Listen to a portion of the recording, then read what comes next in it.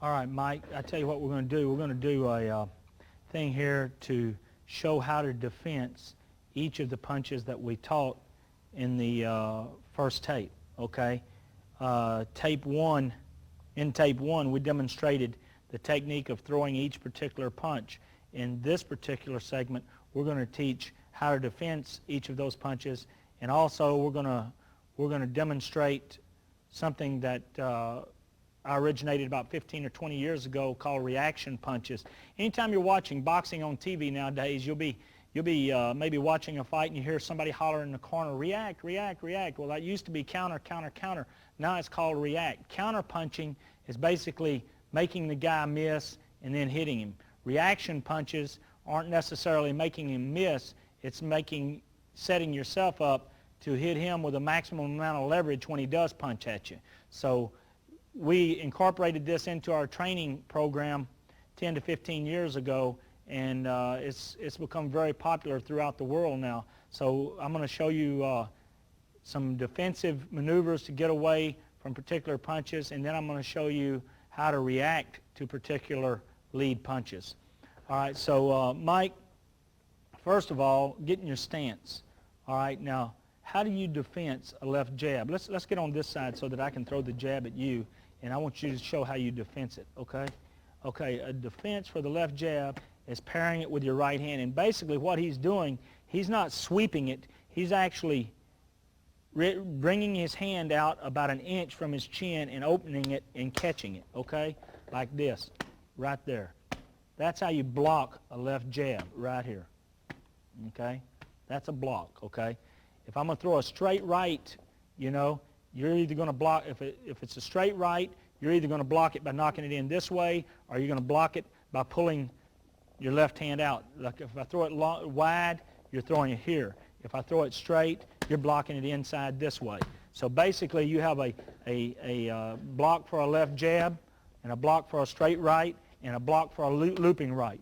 Now let's get on this side so they can see the right hand a little bit better when I loop it, what you're doing with it. Okay? Here. Okay, block it when it's straight. Right here. Okay? Now block the jab. Right here. Right here. Now the idea is to block these punches without bringing your hand so far out away from your face that you're getting hit. Now that's how you parry a jab and how you parry a right hand. Okay, now all I want you to do is block these. I don't want you to react to them. I'm going to throw a wide right to your body, and what I want you to do is I just want you to squat and block. I don't want you to turn. I don't want you to do anything. I just want you to block it. You understand? Okay, this is a wide right to his body. Okay, there, and turn around this way, and let's do a left hook to the body. How do you block it? Right there, right there. Okay, so basically he's got these blocks. He's got a block on a left jab. He's got a block on a straight right. He's got a block on a looping right. He's got a block on a wide right to the body. And he's got a block on a left to the body. Okay, so those are blocks. These are basically the way to block individual punches, okay? Blocking a right uppercut is this way. He wants to take his, let's get over here on this side, Mike, so that they can see this. Face the audience a little bit. Blocking a right uppercut is basically just taking your right hand, put this down, taking your right hand and cupping it like this underneath your chin so that when he throws the right uppercut, you're going to be able to block it right there. Okay? Same thing on a left uppercut. To block a left uppercut, it's just go ahead and drop it. It's this way. All right. So now you'll notice that on all these blocks, the hands barely move to the front of the face. They're not reaching this way, and they're not pulling out this way, and they're not dropping. They're just barely reaching to the front of the face.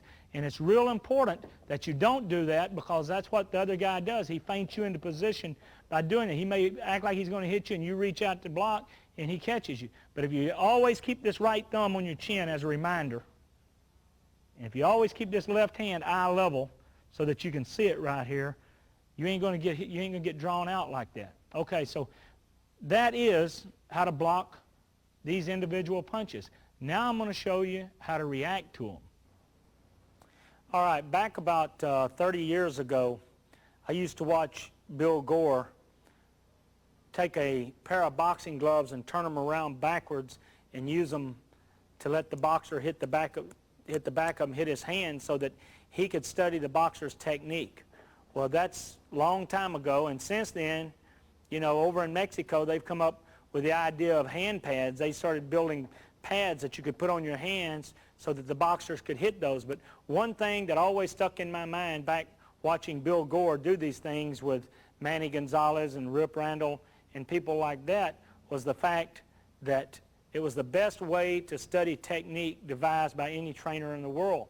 So what I'd done back about 15 years ago when I started really working seriously with boxers is I devised what we call reaction punches. Now, let me explain to you what these are as opposed to counter punching, okay? A counter punch would be this right here. A counter punch would be, say I throw a left hook at Mike, and Mike rocks back and it misses, and he throws a right hand and hits me. A counter punch would be for me to throw a right uppercut and for him to take his right foot out and then hit me with a left hook. Here, that's a counter punch. That's countering a punch. Or for me to throw a left jab and for him to slip it and then throw a wide right to my body. That's a counter punch. Well, I was watching a bunch of little kids in the gym, and I come up with an idea that in order to make them work harder at getting in position to punch, I've thought of a way that they could do this by reacting to particular punches. Now, what I mean by this is like starting with a, let's say starting with a left jab. Mike, get on this side over here. Starting with a left jab. Instead of standing here and slipping that left jab, throw the jab, and throwing a wide right to the body, which is a counter punch, what I'm going to do is when he starts his left jab, I'm going to turn my right heel out and be in a position to react off of his jab. Now, how I'm going to react is this right here, right there. The minute he initiates that, I'm turning my heel out and I'm going to block this, and then I'm going to throw my right hand. I'm just following through. I'm turning it out with my heel, and then I'm pushing. That's reacting to his left jab. When he throws a straight right hand at me, I'm going to react in this fashion. I'm going, instead of slipping and throwing a hook to the body, which is a counter punch, I'm going to take that away from him and step here and jab him. Now what that's taking away the jab. No, throw the jab first, Mike. That's reacting off of a jab, and this is reacting off of a right hand. Now what that does, it not only makes him miss, it puts me in a position to punch, whereas the other way, I'm not in a position to punch a lot of times. I'm just making him miss and trying to counter the best I can, but this way, I can't miss. Now, especially on wide punches. For instance, if he threw a wide right to my body, now watch my heels down here. Well, let me get on this side, Mike, so that they can watch my heels. If he throws a wide right to my body, instead of jumping back or doing this, what I'm going to do is I'm just going to turn my right heel out, which puts my weight on my left foot, and keep my elbow down like this right here. I'm going to go just like this, right here. Now, when he throws a wide right to my body, I'm going to catch him. Now, see, if I throw from here, I can't miss him. There's nothing to obstruct anything the path of this punch. And he's got all of his weight on his left foot, and I got all the weight on my left foot. So when I hit him with the left hook now, I'm going to hit him with a maximum amount of leverage with him falling in. Here. Okay, so throw the wide right to my body. Here, boom. All right, throw a left hook to my body. Now watch what I do. I turn this left heel out. Turn. See here? Now see where I take my head to my right foot? My weight is on my right foot. Now see, I can't miss him. All right, throw the wide right. Here, boom. Throw the wide left. Here, here. Just turn my heel out. Same thing up top. If he throws a left hook to my head, I'm turning here. See where my weight goes? Now watch, here. Same thing on top up here. I just turn toward the punch and get my left hand up and set up everything here and throw here. So what we've got now is we got a left jab right here, boom, a straight right here, a wide right to my body here, and a wide left to my body, or vice versa, I'm sorry. But basically what that is, that's the reaction punches. You got a reaction punch for the jab, the right hand, the wide right to the body, and the wide left to the body. Also, you have reaction punches to uppercuts. If I throw a right uppercut at him, what he's going to do is turn his right heel out and tump this downward this way. Just block it. All right, now you note in order to throw a right uppercut at him, it exposes the left side of my head. So he's going to react. Okay, now react on this one. All right, now do it on the other side. Turn this left heel out. Then the right, okay, this way and this way. So what he's doing is instead of trying to just counter, he's putting himself in a position to hit with maximum amount of leverage without getting hit. So I'm going to go through the whole thing here one more time and get him in a way that the audience can see him here. Okay, Mike? Throw the left jab and watch what I do. Here, boom. Throw the straight right and watch what I do. Here, okay. I'm going to throw a wide right to your body. I want you to react. See there? Wide left your body and watch you react. Right there. I'm going to throw a right uppercut and watch you react. Throw a left uppercut and watch you react.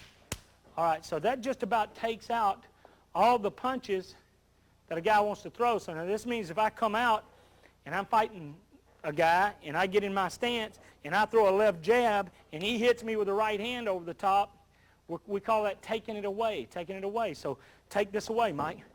Boom, okay. Now he takes that away. I'm going to think twice before I throw that jab because I'm thinking he's going to hit me with the right hand. I throw a wide right to him here and he hits me. That's taking it away. I may not want to do that again. I throw a left here and he hits me with the right hand, or right up here and he hits me with the left hand, or left here and he hits me, or right uppercut and he hits me, or left uppercut and he hits me. Pretty soon, I'm not going to have confidence in anything I'm throwing at him. So the idea is to play takeaway with reaction punches. Now I know a lot of you guys out there watching TV and watching the fights on TV, you hear somebody over in the corner hollering, react, react, react. That's where that came from. That came from our program here. It came from learning reaction punches from the time our kids have been this big on up. And I'm going to tell you something. If you know how to react and you stay in a position to react, you're going to win a lot of fights, let me tell you. So now we've done it with him reacting with one punch. Now we're going to do it with him reacting with 4 punches reacting on one punch and throwing 4 punches. Okay, Mike? Let's start first with your right. I'm going to go to your right side. Then I'm going to go to your left side. I'm going to go to your right side and your left side. And then I'm going to throw a right uppercut and then I'm going to throw a left uppercut. And I want 4 punches off of each one. You got that? Okay.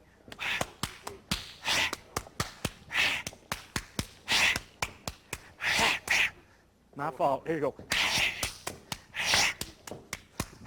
Keep it going. Keep it going.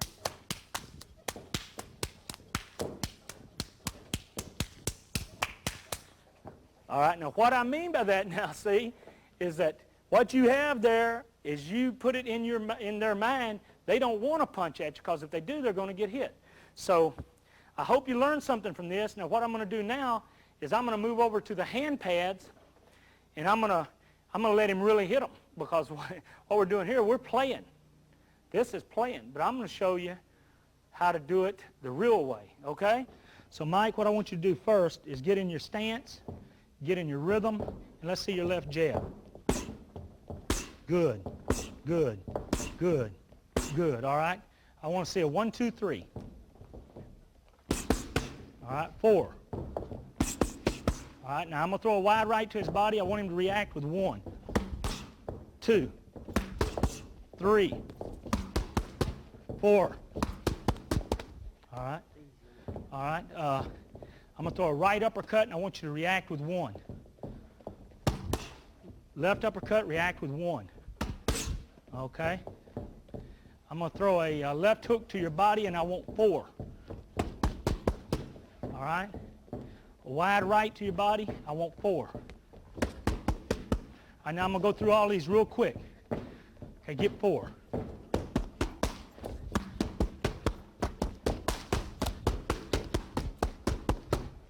So my point here is if you're going to throw punches at somebody that is fundamentally sound, you're going to get hit. And if you don't get hit, it's because the other guy don't know what he's doing. All right, one of the most important things to know when you're short like Mike is that a guy's going to be throwing a lot of uppercuts at you and how to react off of them. And the main thing in reacting, say for instance off of an uppercut, is that when you react, you don't raise up when you throw the punch. You want to stay down low with it so that the other guy is eye level with you so that you're definitely going to hit him with it, okay? A right uppercut, okay, load up with this hook, Mike. All right, now you get 4 of them. Now that is something you don't want to do if a guy knows, you don't want to throw uppercuts at this guy, okay? Or a guy like him that is well versed in this. A left uppercut, I want 1. All right, a left uppercut, I want 4. So you can see that the idea is that if a guy's going to throw uppercuts at him, he's going to get hit because he is well versed on these techniques. And these are reaction punches. And I promise you this, you learn these reaction punches if you're a boxer or if you're a coach, you teach these reaction punches, I'll promise you this, you're going to have a hard time getting beat or having your fighter beat because they are going to be well versed in anything the guy throws as to how to react to it. Okay? Well, I appreciate it, Mike. Mike's been with me since he's been a baby, and he's helping us a lot on these clinics. I hope you people out there get an opportunity to watch him fight sometimes, but thanks a lot. We're going to teach you how to cut off the ring here. Now, what's meant by cut off the ring, we're in a square naturally, and when a boxer moves one way or another, you as the opponent are able to keep the boxer in front of you due to the fact that it's a square if you do the right thing. Now, I watch a lot of amateur boxing, a lot of professional boxing, and probably I'd say 90% of your boxers move the same direction the whole time. That is a no-no. You need to learn to be a complete boxer. You need to learn to move one way as well as you move the other, and in order to become sufficient at doing that, you need to do many repetitions of rhythm and coordination exercises. Now, why I say that is because it's not natural for a right-handed person with his right foot behind him like this to move to his right without crossing his feet. And it's not natural for a left-handed boxer who would stand this way to move this way without crossing his feet. Well, when you cross your feet, you lose your opponent. He gets a step or so ahead of you. So the idea here is to stay in your rhythm. Now, if you were fortunate enough, I'll say, to have the first series, the first tape in this series, you would understand that this thing of getting in a rhythm is super important, of getting from your left foot to your right foot in a correct stance and eye level. That is super important to cutting off the ring. Now, let's say that me and Mike are boxing each other. Now, I know in my mind that there is a possibility that he's not going to be able to move this way because he's right-handed. I know most right-handers can't move that way. So, but I'm not going to go out there and try to exploit it right away. I'm just going to try to see what he can do and what he can't do. And the way I'm going to do that is I'm going to get in my rhythm. Get in your rhythm, Mike. And if I'm in my rhythm and I go out here and I throw a couple of jabs and I'm moving this way normally like I normally do, and he's moving this way, just go all the way in a circle, throw a jab right here, and we're throwing these punches. Well, that's normal, okay? Now, he's very comfortable moving to his right, to my right and to his left, and I'm very comfortable moving this way. But after about a half a round, I'm going to do this right here. I'm going to go ahead and just keep circling. Just keep circling this way. Keep circling. Let's go. Right here. All right. After about a half a round, I'm going to start moving over this way on him, and I'm going to see if he can move that way. Now, what I mean by that is that if he's moving this way, throw your jab, and I'm moving with him, all right, he's going to sooner or later hit these ropes or a corner, and he's going to have to move the other way. Well, I'm going to pay particular attention as to whether or not he can move that way. Let's see if you can move that way. Let's say you can't move that way. Let's see how you would move that way if you can't. Yeah, now see what he's doing with his feet, crossing his feet? Okay, show him the ideal way. Get in your rhythm and move to your right. Move your right foot first and your left foot. There you go. Now he's in a position to punch moving to his right as well as to his left. But now cross your feet over, Mike. Okay, now then, all right, now come here, Mike. All right, now if I'm boxing with him and he crosses his feet over, go ahead and cross your feet. I'm going to rush him and knock him off balance and knock him into the ropes or whatever else I want to do. And guess what? If this is a distance fight, it's a 10-round fight, he's in deep, deep trouble. You know why? I've just found out that he's a half a fighter. He can only move one direction. He can move to his left. He can do everything moving to his left, but if he can't move to his right, he is in deep trouble if I'm smart enough to keep him moving that way. It's going to take everything he had planned out of sequence there. So throw your left jab right here. There you go. And let's say you can move to the right. Let's both of us move. All right, now see here, catch my jab. There you go. There you go. Now move to your left. See here? See? All right, let's do it this way to the audience so that they can, let's see, do it this way so they can watch me from the back moving with you. Let's go to your left first. Let's go here, here, here, back the other way. Here, here, here, here, here. Now you will note that he hits a corner pretty quick. It only takes about 3 to 4 steps before he's in a corner. Now what we've done here is we have cut the ring off on him and kept in front of him so that he couldn't get a half a step around me. No shape, form, or fashion. Now, if you can't move to your right as well as you move to your left, like I say, you're a half a fighter. I don't care how good an arsenal of punches you got. I don't care how fast you are. I don't care how hard you hit. But if you can't move both ways, you're in deep trouble. You can't cut the other guy off if you can't move both ways, and you can't get away from the other guy if you can't move both ways. So cutting off the ring is a must in boxing.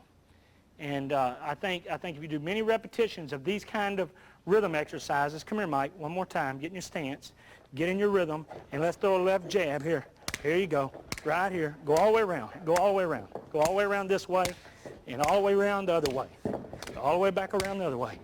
You get 2 of your boxers, or if you want to box yourself, you get a partner, and y'all can practice going left and right and left and right, just in a circle like that.